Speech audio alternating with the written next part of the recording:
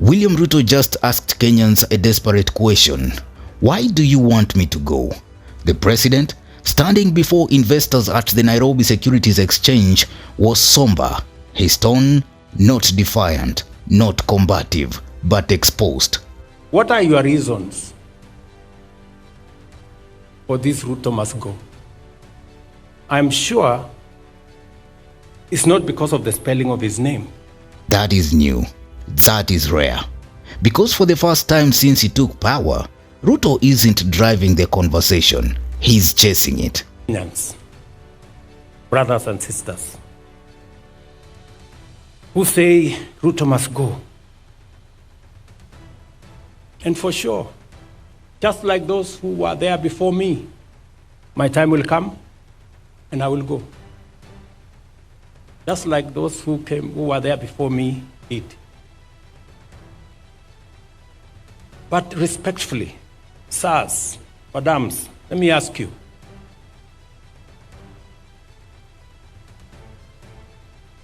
So, what are your reasons for this Ruto must go? I'm sure it's not because of the spelling of his name.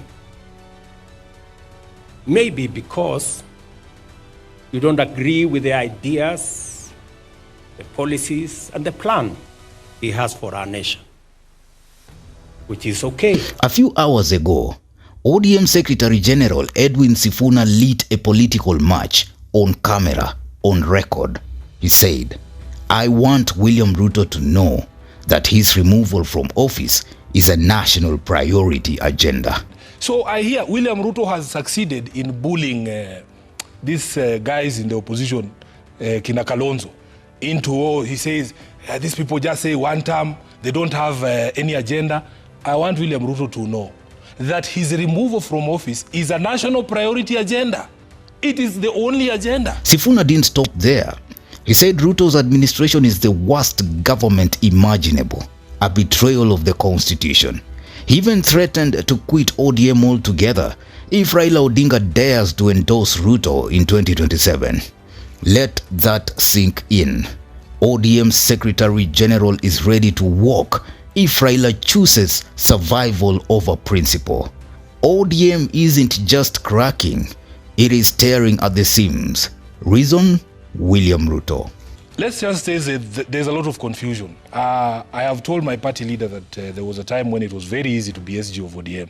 You would wake me up in the middle of the night and ask me anything, because what we agreed is that you can compromise on tactics, but you can never compromise on your values. There is things that ODM stands for. If you woke me up in the middle of the night and asked me my position on devolution, my position on rights under Article 37, for instance, I would give you an answer straight away. But right now, there is a lot of confusion because I come to these shows and to the media and in those public barazas, and I struggle to explain that we're the same political party. Then you will see a member of ODM who maybe used to hold a premier position, now is a cabinet secretary, say the exact same opposite. It leaves our support very, very confused. And I want to apologize to members of ODM today for all the confusion we as a leadership have caused, because it is very difficult now to discern the position of ODM. Now remember, not long ago, Raila Odinga shook hands with Ruto. The optics were clear. A deal was made. Some of Raila's close allies were brought into government. The goal? Stabilize Ruto's presidency, neutralize the opposition, regain control. But it hasn't worked. If anything, the handshake alienated Raila's base. ODM supporters feel betrayed.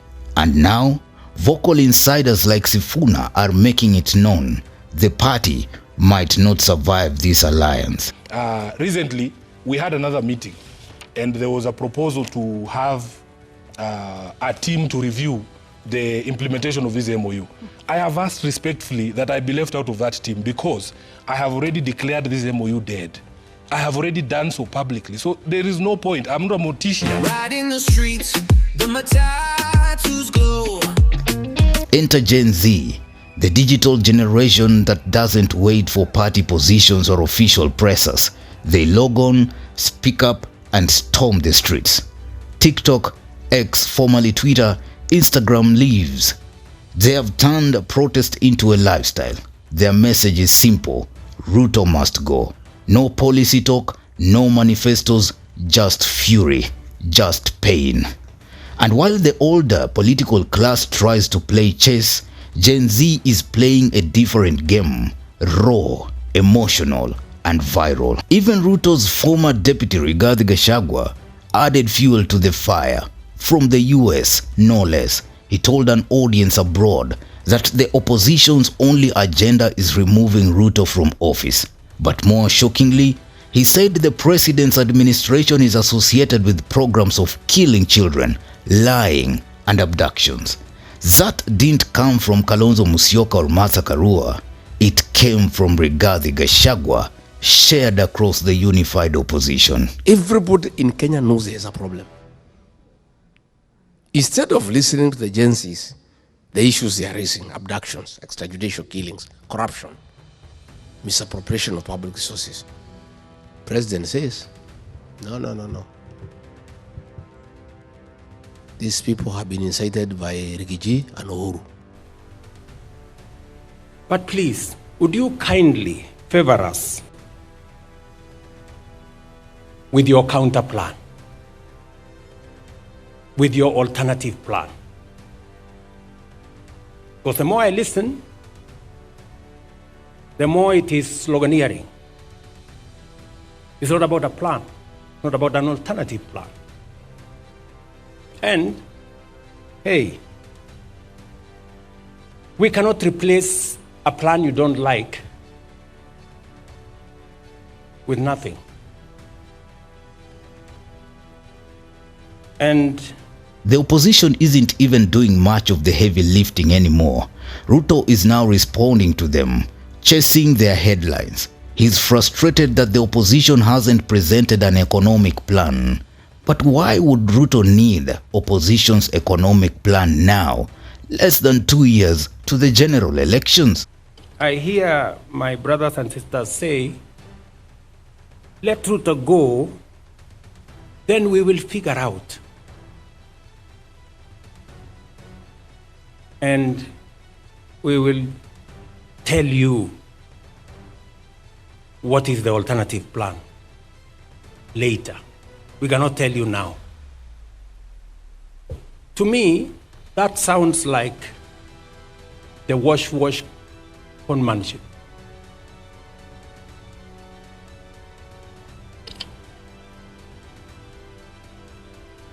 Because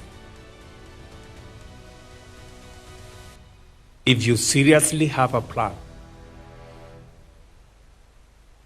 that does better on the economy than I have, that does better on health than I have, that does better on creating jobs than I have, that does better on education than I have, you should be bold enough to tell us. He called their vague promises wash conmanship. But here's the irony. He sounds like the one who's been conned by politics. You know, the president does not know the problem in Kenya. He has given 7 reasons so far. He's a very confused person, extremely confused. The narrative isn't his. It belongs to the opposition, to Gen Z, to TikTok creators, to Edwin Sifuna and the likes. He is in the defense mode. I listened to one gentleman who retired the other day after working, I think, for 40, 50 years. And he wants to be president. And I listened to him say, Kenya is a failed state. And I asked myself, so for 40 years, you have been working in a failed state? So, you want to be president of a failed state? Really? When Ruto calls the opposition conmen, he hopes to sound sharp, but it lands awkwardly. Because to many Kenyans struggling under the cost of living, it is Ruto's own promises, bottom-up economy, affordable health care, jobs that feel like the true wash to many Kenyans. And I want these people to be bold. Don't be bullied. You don't have to, he wants to push you into a corner where you're discussing markets. Tell Albert Ojwang about markets and roads. Ruto may still sit in State House, but outside its gates, on social media, in ODM corridors, in the opposition corridors, and among angry youth, his presidency is being interrogated, mocked, and rejected. He's holding on, but to what? A fraying rope? A slippery straw? Even he seems unsure. So here's the big question. Can Ruto pull back the narrative? Can he lead again?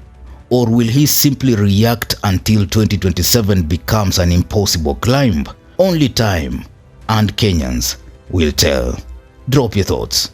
Newsroom, Maisha TV, Bushabi Jr.